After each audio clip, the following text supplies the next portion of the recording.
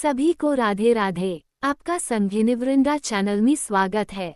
आज हम श्रवण मास कथा अध्याय 2 की कथा सुनेंगे।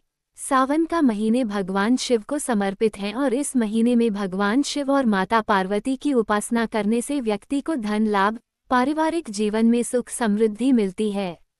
साथ ही सावन के महीने में व्रत करने से व्यक्ति की इच्छा पूरी होती है और व्यक्ति इस जन्म में सभी सुखों को भोगकर अंत में शिव धाम में वास मिलता है।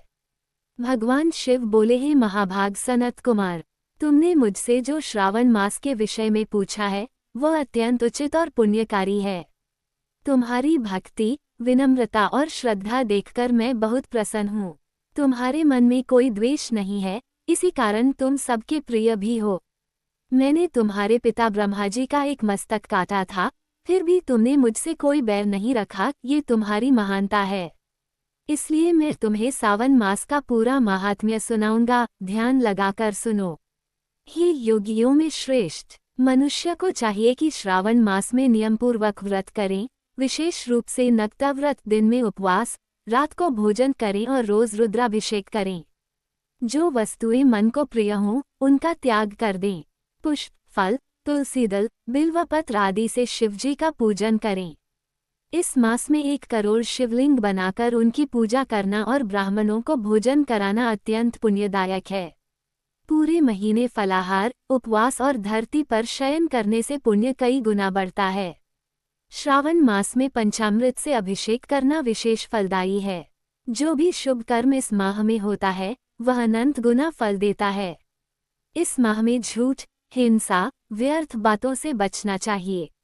पत्ते पर भोजन करना, शाकाहार करना और शाक का त्याग करना भी उत्तम माना गया है।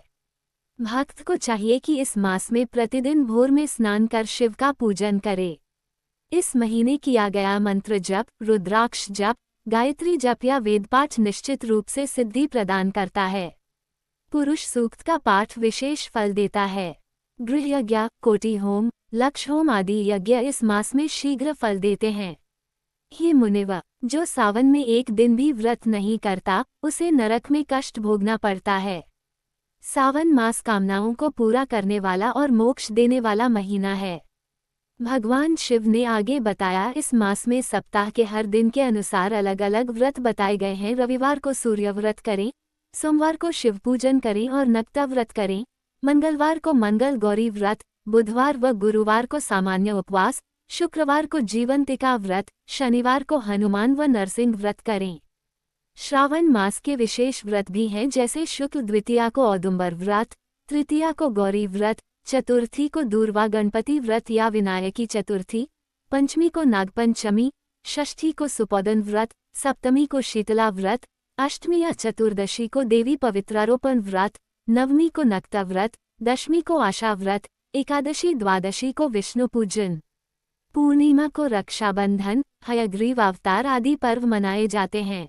कृष्ण पक्ष में संकष्ट चतुर्थी, पंचमी को मानव कल्पादि व्रत और अष्टमी को श्री कृष्ण जन्माष्टमी का पर्व बड़े धूमधाम से मनाना चाहिए। श्रावण मास की अमावस्या को पिथोरा व्रत होता है। इसी माह में सूर्य देव गाभस्ती नाम से पूजनीय होते हैं। अगस्त्य मुनि का उदय भी इस महीने में होता है। अगस्त्य को अर्घ्य देना चाहिए। श्रावण में वर्जित चीजें, श्रावण में शाक का, भाद्रपद में दही का, आश्विन में दूध का और कार्तिक में दाल का त्याग करना चाहिए।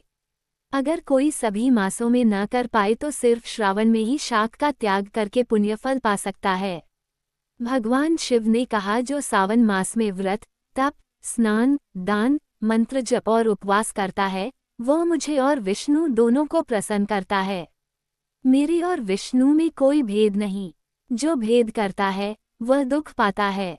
इसलिए हे सनत कुमार, सावन मास में पूरी श्रद्धा से धर्म आचरण करो।